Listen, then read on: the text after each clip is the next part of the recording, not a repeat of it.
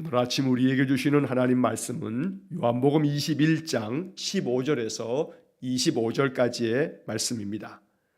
요한복음 21장 15절에서 25절까지의 말씀을 봉독하겠습니다. 그들이 조밥 먹은 후에 예수께서 시몬 베드로에게 이르시되 요한의 아들 시몬아 내가 이 사람들보다 나를 더 사랑하느냐 하시니 이르되 주님 그러하나이다. 내가 주님을 사랑하는 줄 주님께서 아시나이다. 이르시되 내 어린 양을 먹이라 하시고 또 두 번째 이르시되 요한의 아들 시몬아 내가 나를 사랑하느냐 하시니 이르되 주님 그러하나이다. 내가 주님을 사랑하는 줄 주님께서 아시나이다. 이르시되 내 양을 치라 하시고 세 번째 이르시되 요한의 아들 시몬아 내가 나를 사랑하느냐 하시니 주께서 세 번째 내가 나를 사랑하느냐 하심으로 베드로가 근심하여 이르되 주님 모든 것을 아시오매 내가 주님을 사랑하는 줄을 주님께서 아시나이다. 예수께서 이르시되 내 양을 먹이라. 내가 진실로 진실로 내게 이르노니 내가 젊어서는 스스로 띠띠고 원하는 곳으로 다녔거니와 늙어서는 내 팔을 벌리리니 남이 내게 띠띠우고 원하지 아니하는 곳으로 데려가리라. 이 말씀을 하심은 베드로가 어떠한 죽음으로 하나님께 영광을 돌릴 것을 가리키심이로라. 이 말씀을 하시고 베드로에게 이르시되 나를 따르라 하시니 베드로가 돌이켜 예수께서 사랑하시는 그 제자가 따르는 것을 보니 그는 만찬석에서 예수의 품에 의지하여 주님을 파는 자가 누구오니까 묻던 자더라. 이에 베드로가 그를 보고 예수께 여짜오되 주님 이 사람은 어떻게 되겠사옵나이까? 예수께서 이르시되 내가 올 때까지 그를 머물게 하고자 할지라도 내게 무슨 상관이냐? 너는 나를 따르라 하시더라.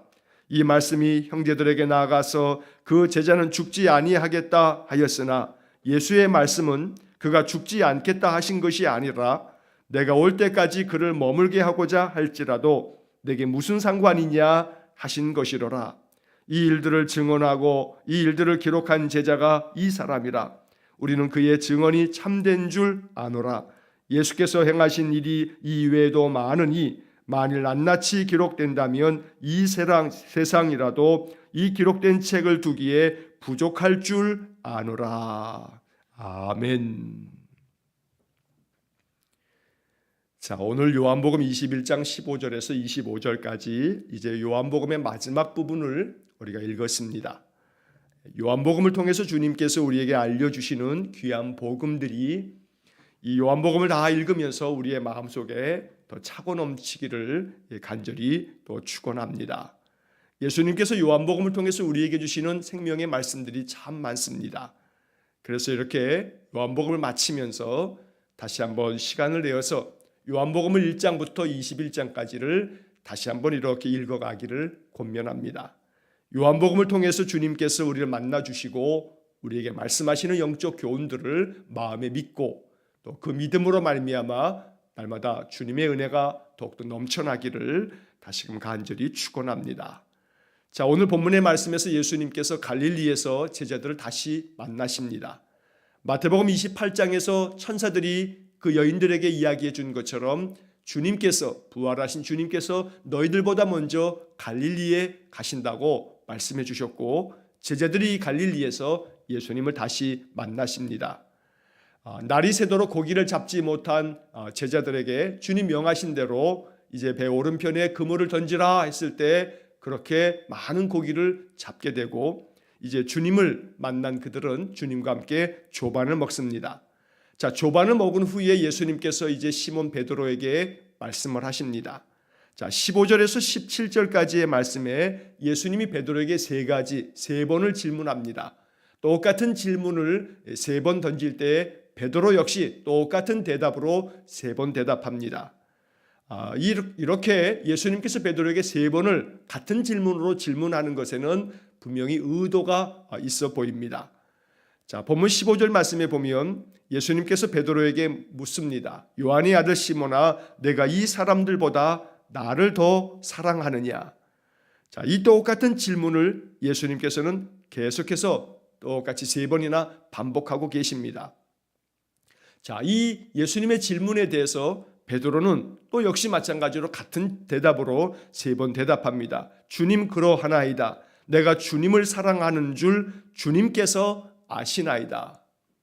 자, 예수님께서 베드로에게 질문한 이 질문에 대해서 여러 학자들의 다양한 이 말씀에 대한 해석이 있습니다.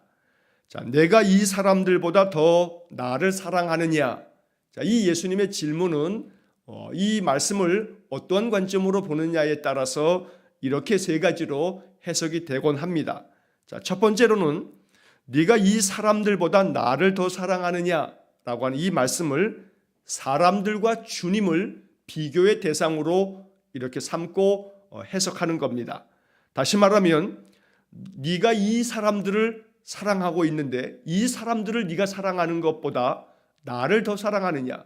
이 사람들과 또한 주님을 어느 사람을 더 사랑하느냐라고 하는 그런 질문으로 해석이 되곤 합니다. 그래서 네가 사람들을 사랑하는 것보다 나를 더 사랑하겠느냐라고 하는 그런 물음으로 이 말씀을 해석하는 겁니다.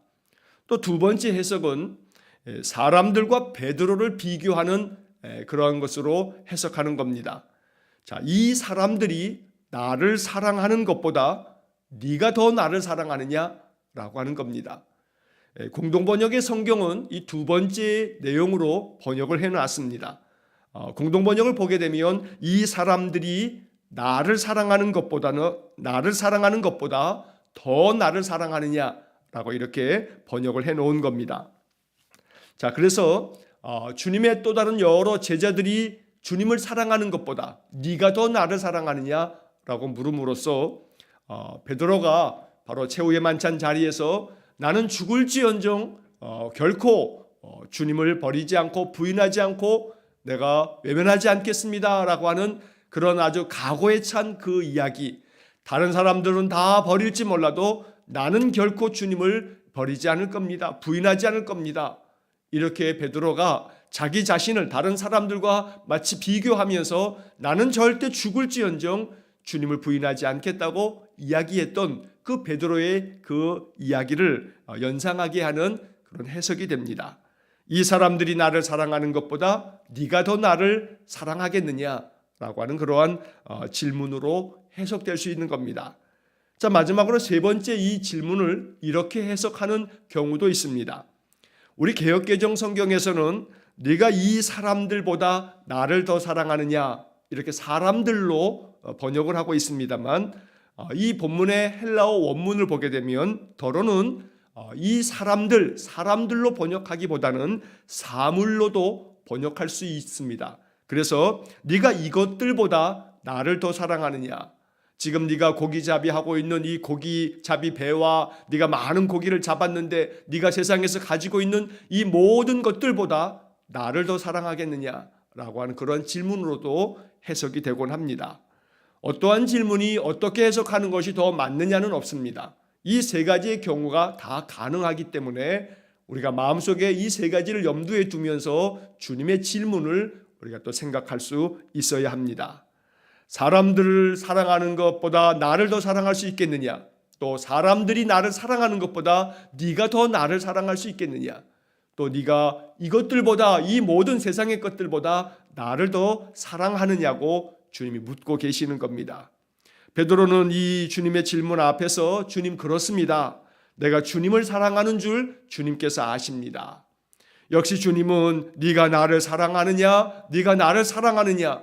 마치 베드로가 3번 부인한 것에 대해서 예수님 다시금 3번씩이나 똑같은 네가 나를 사랑하느냐? 이렇게 질문하심으로써 베드로의 마음 가운데 내가 3번 주님을 모른다고 부인했더니 주님 3번씩 나에게 묻고 계시는구나 라고 하는 그런 마음의 생각이 들었던 모양입니다.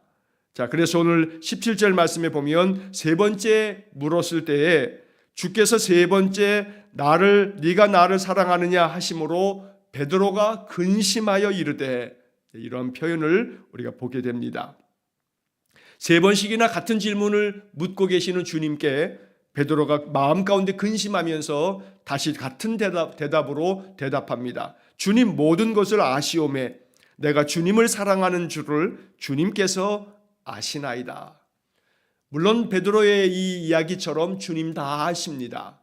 주님은 우리의 모든 연약함도 아시고 주님은 베드로가 닭 울기 전에 3번 모른다고 부인할 것조차 알고 계셨고 이것을 베드로에게 알려주시기도 하셨습니다.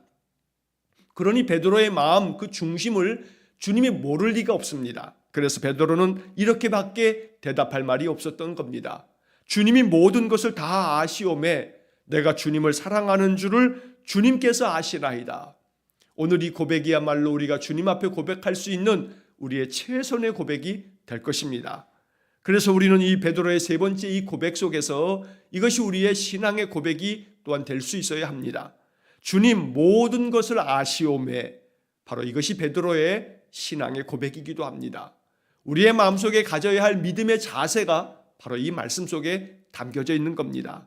주님 모든 것을 아시오매, 이것이 우리의 믿음이 된다면 내 삶에서 벌어지는 모든 것들을 주님이 아십니다.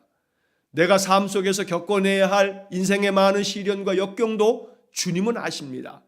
내가 지금 누리고 있는 평안한 모든 삶도 주님께서는 이 모든 것들을 내게 허락하셨고 주님 다 아십니다.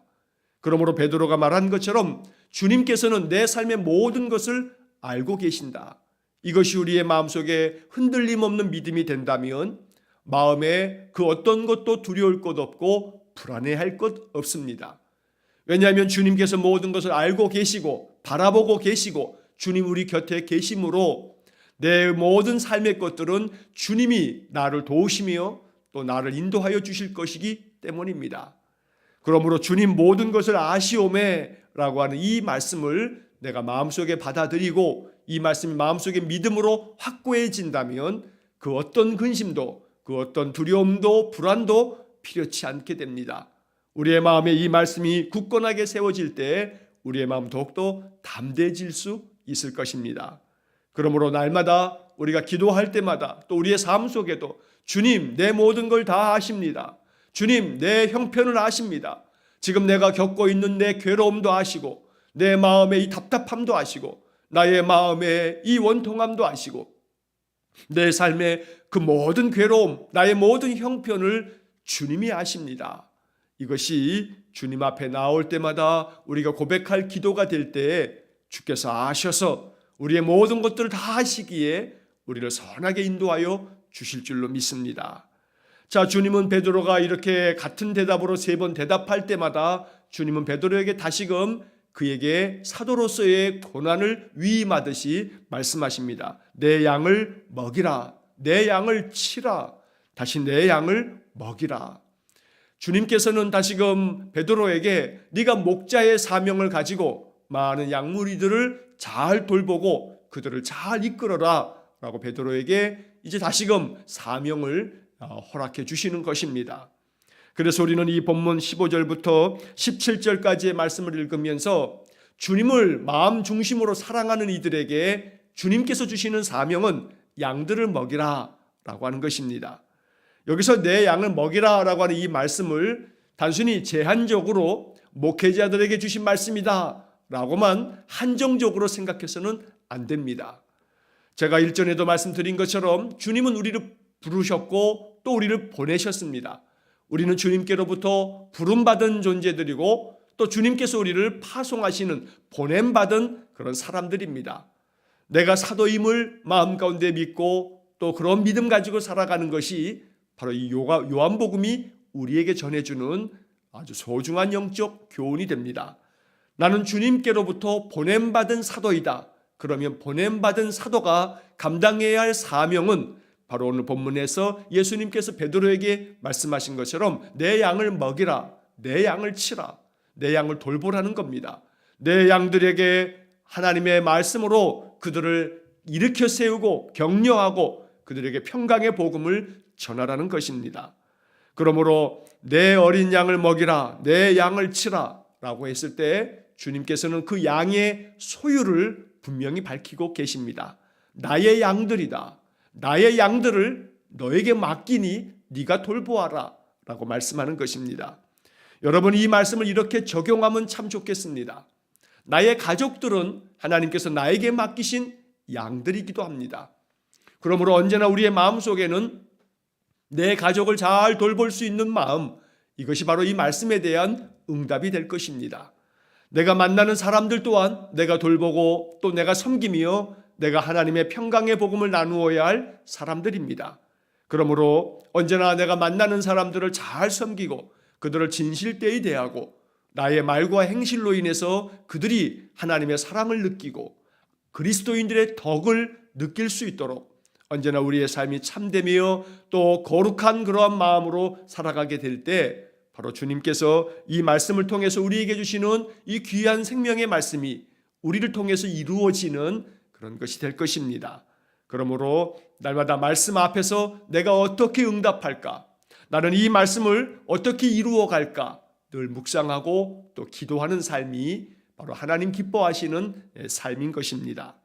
자, 그다음 이어지는 18절 말씀에서 이제 예수님께서는 베드로의 이 세 번에 걸친 그러한 신앙의 고백, 그 사랑의 고백을 이제 들으신 후에 이제 베드로의 앞날에 대해서 예언하듯 말씀하십니다. 자, 18절 말씀에 내가 진실로 진실로 내게 이르노니 내가 젊어서는 스스로 띠띠고 원하는 곳으로 다녔거니와 늙어서는 내 팔을 벌리리니 남이 내게 띠띠우고 원하지 아니하는 곳으로 데려가리라. 자, 이 18절의 말씀은 베드로가 어떻게 죽을 것에 대한 주님의 예언의 말씀입니다. 사도 요한도 오늘 이 말씀에 대해서 19절에서 이렇게 해석을 했습니다. 이 말씀을 하심은 베드로가 어떠한 죽음으로 하나님께 영광을 돌릴 것을 가리키심이로라. 이 말씀을 하시고 베드로에게 이르시되 나를 따르라 하시니. 자, 사도 요한도 예수님의 이 말씀을 예수님께서 베드로의 죽음에 대해서 알려주신 것이다. 지금 이렇게 이 글을 써놓고 있는 것입니다. 자, 18절에서 네가 젊어서는 스스로 띠를 띠고 원하는 곳으로 다녔거니와 네가 젊어서는 네가 원하는 대로 네가 뜻하는 대로 다 할 수 있었고 또 그렇게 하면서 살아왔겠지만 그러나 늙어서는 내 팔을 벌리리니 남이 너에게 띠를 띠우고 원하지 아니하는 곳으로 데려가리라. 초대교회 성도들은 주님께서 하신 이 말씀 또 요한복음을 기록한 후에 이제 이 요한복음의 말씀들을 읽었던 많은 신자들은 바로 원하지 아니하는 곳으로 데려가리라 라고 하는 이 말씀이 결국 베드로의 순교를 통해서 또 결국 이 말씀이 이루어졌다라고 이렇게 묵상을 하였던 것입니다. 젊어서는 원하는 곳으로 다녔지만 늙어서는 원하지 아니하는 곳으로 네가 데려가리라. 사람들이 결국 너를 붙잡아다가 너를 십자가에 못 박아 죽일 건데 그래서 네가 팔을 벌리겠다라고 하는 것도 베드로의 십자가의 형벌을 베드로도 십자가에 순교당하는 것에 대해서 예수님 말씀하신 것이다. 이렇게 이 말씀을 해석합니다. 자, 이 18절의 말씀에서 우리가 중요하게 생각해야 할 것은 젊어서는 원하는 곳으로 다녔지만 늙어서는 다른 사람들이 너를 원하지 않는 곳으로 데려갈 거다. 이렇게 베드로의 운명에 대해서 베드로가 장차 어떻게 순교를 당할 것에 대해서 주님 말씀하고 계시는 것인데 오늘 이 18절을 묵상하면서 우리가 마음 가운데 또 생각하게 되는 것은 젊어서는 누구나 다 자기가 원하는 대로 살아갑니다. 원하는 곳으로 자기가 원하는 대로 이렇게 살아갑니다. 그러나 늙어서는 자기가 원하는 대로 살아가지 못합니다. 이것이 바로 인생의 모습이기도 합니다. 이 18절의 말씀은 베드로 한 사람에게 주시는 베드로에 대한 예언적 말씀이기도 합니다만 어찌 보면 이 18절의 말씀은 우리 인생을 이야기하시는 그런 말씀이기도 하다는 겁니다. 젊어서는 스스로 모든 것들을 자기 원하는 대로 다 할지 모르지만 그러나 늙어서는 스스로 할 수 있는 것이 매우 제한될 뿐만 아니라 그렇게 할 수도 없고 결국은 다른 사람들이 나에게 내가 원치 않는 곳으로 나를 이끌게 되는 이것이 어떤 점에서 연약한 인생들의 모습이기도 하다는 겁니다.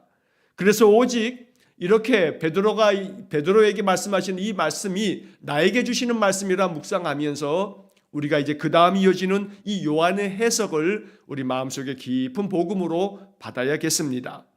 자, 19절의 말씀에서 요한은 이 말씀을 하심은 베드로가 어떠한 죽음으로 하나님께 영광을 돌릴 것을 가리키심이로라.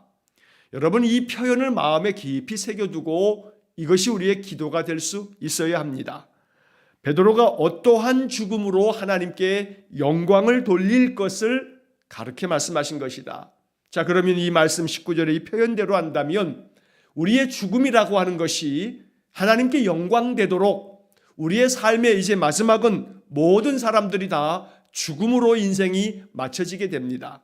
그래서 우리는 요한복음 21장에서 예수님께서 베드로에게 하신 이 말씀을 우리 모든 인생들이 마음 깊이 또 생각하면서 특별히 주님의 제자로서의 삶을 살아가야 할 우리 모든 성도들은 내 인생의 삶의 이제 마지막 마침표는 죽음으로 모든 육신의 삶이 끝나게 되어지는데 죽음조차도 하나님께 영광이 되도록 하는 그런 죽음이 되어지는 것.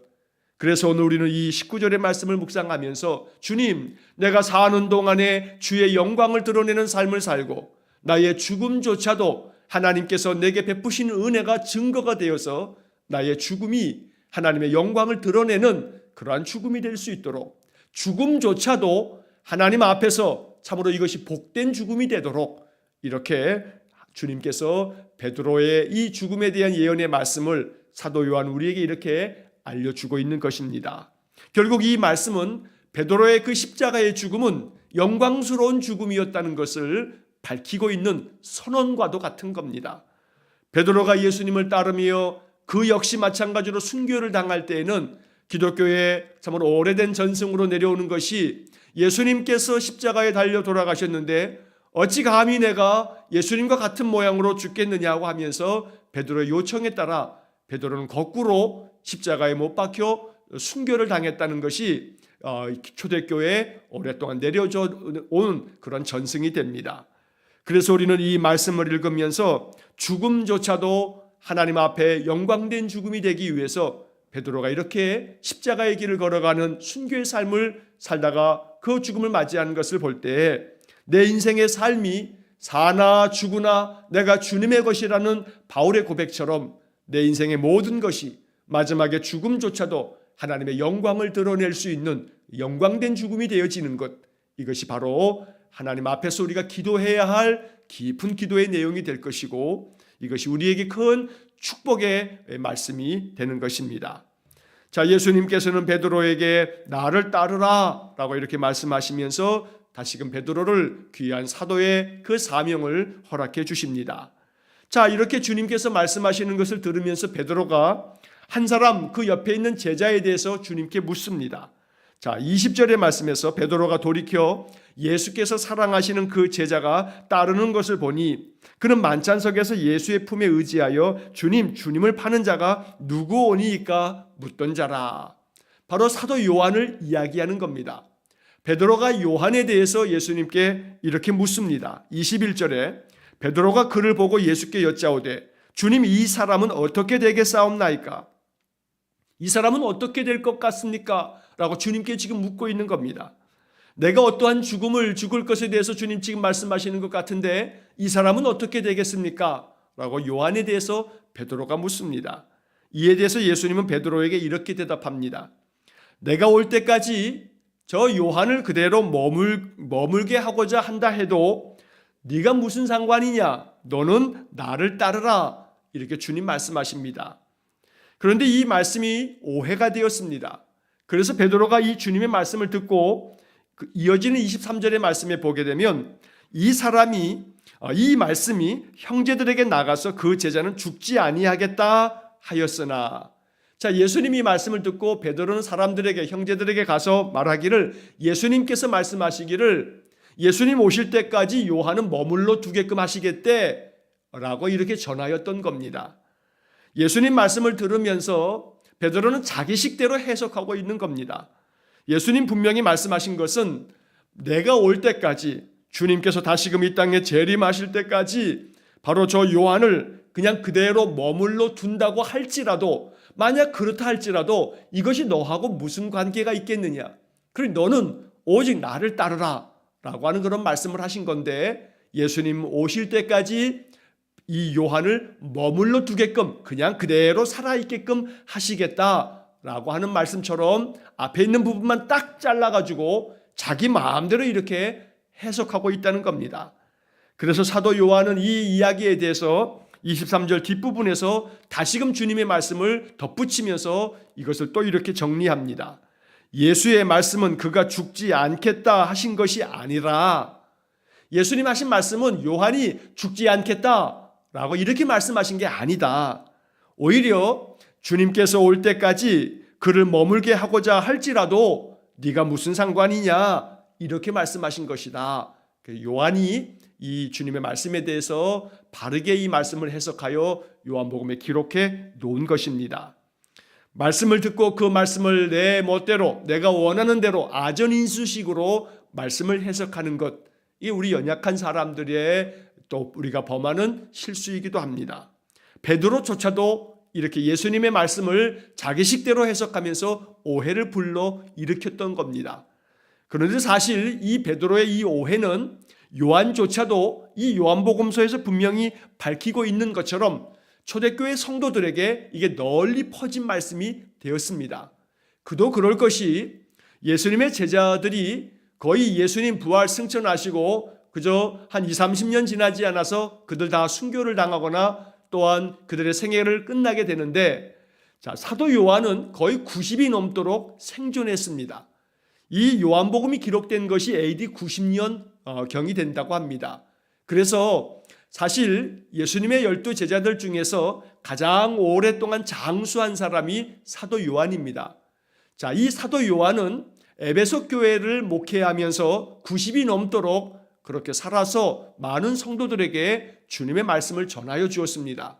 자, 그러다 보니 에베소 교회 성도들뿐만 아니라 이제 많은 교회 성도들이 사도 요한이 90이 넘도록 생존하면서 주님의 말씀을 증거하는 그런 사명을 감당하는 것을 보다 보니 이 요한이 죽지 아니하고 주님 오실 때까지 살아서 그렇게 사명 감당할 거다라고 하는 그런 소문이 널리 퍼졌던 겁니다. 그래서 베드로가 했던 이 질문이 또 예수님께서 하신 이 말씀에 대해서 초대교회 성도들에게 널리 이 이야기가 퍼져 있었던 겁니다. 심지어는 AD 300여 년이 넘도록 이 소문이 계속되어서 성 어거스틴이 살아있을 때에도 그 당시 사람들의 그 기록에 의하면 이 사도 요한이 바로 에베소 교회를 목회하다가 결국 죽음을 맞이하게 되는데, 그 요한의 그 무덤 속에 요한의 그 무덤 위에서 그 흙이 조금씩 움직인다더라 라고 하는 소문이 바로 AD 300년이 훨씬 지나서 성 어거스틴이 활동했던 그러한 때에도 그러한 소문이 떠돌아다니고 있었다고 합니다. 자, 그러한 기록들을 통해서 바로 이 말씀 하나가 얼마나 오랫동안 사람들의 마음 가운데 오해를 불러일으켰는지를 우리가 짐작할 수가 있는 것입니다. 그러므로 주님의 말씀을 아전인수식으로 해석하지 않도록 언제나 말씀에 대한 바른 해석을 위해서 늘 말씀을 배우고 또 그 말씀을 더 깊이 바르게 묵상해 가는 삶이 얼마나 중요한지를 알려주는 그런 말씀이기도 합니다. 여기서 중요한 한 가지 영적 교훈은 베드로가 지금 관심 갖고 있는 것처럼 요한은 어떻게 되겠습니까? 라고 이렇게 묻는 질문에 요한이 어떻게 되어지든 너하고 그것이 무슨 관계가 되겠느냐? 그러니 너는 너의 길을 가라. 너는 나를 따르라. 라고 주님은 다시금 말씀하고 계시는 것입니다. 그러므로 다른 사람들과의 비교가 아닌 오직 나와 주님과의 관계 속에서 내가 주님 말씀을 따라서 주님을 온전히 쫓아가는 신실한 주님의 제자가 되기를 간절히 원합니다. 자, 이어지는 24절과 25절의 말씀에서 이제 사도 요한은 이 복음서를 마지막 정리하면서 이러한 모든 일들을 증언하고 이 모든 일들을 기록한 제자가 바로 이 사람이라, 바로 요한이라고 자기 자신이라고 이야기를 하면서 마지막 25절에서 예수님께서 행하신 모든 일들을 이 외에도 기록할 것이 많지만 이것을 내가 다 기록할 수 없었고, 만약에 기록했다면 세상이 이 기록된 것을 아마도 두기에도 부족했을 거다. 그만큼 예수님께서 하신 행적이 너무나 많고 너무나 위대한 그러한 사명을 감당하시다가 주님 떠나셨기에 우리 모든 제자들은 주님의 뜻을 받들어야 한다라고 하는 그런 교훈으로 이제 이 요한복음을 마치고 있는 것입니다. 자, 우리는 이 요한복음을 마치면서 마지막 오늘 이 15절부터 25절의 말씀을 통해서 우리 예수님께서 베드로에게 물으셨던 그 질문을 마음속에 깊이 생각하면서 주님 나에게 묻고 계신다. 네가 이 사람들보다 나를 더 사랑하느냐? 이 물음 앞에서 베드로처럼 주님 그러하외다. 내가 주님을 사랑하는 것을 주님께서는 다 아십니다. 주님은 모든 것을 아시오매 내가 주님을 사랑하는 것을 주님이 아십니다. 이렇게 믿음으로 고백하면서 신실한 마음으로 주님을 잘 따르는 그런 제자의 사명, 제자의 삶을 살아갈 수 있기를 주의 이름으로 간절히 축원합니다. 기도하겠습니다. 사랑과 자비가 풍성하신 하나님, 우리의 인생의 삶과 신앙의 삶이 오직 하나님께 영광이 되기를 원합니다. 사도 바울이 우리에게 알려준 말씀처럼 살아도 주를 위하여 살고 죽어도 주를 위하여 죽나니 사나 죽으나 내가 주님의 것이라 고백하면서 내 모든 삶을 온전히 주님께 의탁하고 주님의 영광을 드러내기 위해서 늘 살아가는 우리 모두가 되게 해 주옵소서. 자비로우신 주님께서는 우리의 삶의 모든 것을 아시오매 우리 인생의 모든 삶을 주님 평강으로 인도하여 주시고 형통의 삶이 되도록 이끌어 주시고 우리에게 성령 충만함을 허락하셔서 믿음 안에서만 승리하는 삶을 살게 해 주옵소서. 그리하여 우리 주님 오실 때까지 이 믿음 지키며 우리 주님께만 오직 영광된 귀한 믿음의 삶이 되어지도록 우리의 모든 인생을 늘 붙잡아 주시고 인도하여 주옵소서. 한날의 모든 삶을 주님께 의탁합니다. 오늘도 이 하루 동안에 우리 주님의 신실한 제자로서 빛된 사명 또 소금의 사명을 잘 감당하는 우리 모든 성도들 되게 해 주옵소서. 예수님 거룩하신 이름으로 기도하옵나이다. 아멘. 우리 구주 예수 그리스도의 은혜와 하나님 아버지의 극진하신 사랑과 성령의 교통하심이 주님을 사랑하는 마음 일평생 변함없어 죽음에 이르도록 주님의 영광을 드러내는 모든 인생의 삶이 되기를 소원하며 기도하는 머리 숙인 귀한 성도들 위해와 저들 가정과 온 가족들 위해 우리 성도들의 모든 인생의 삶 속에 영원토록 함께 하시길 축원하옵나이다. 아멘.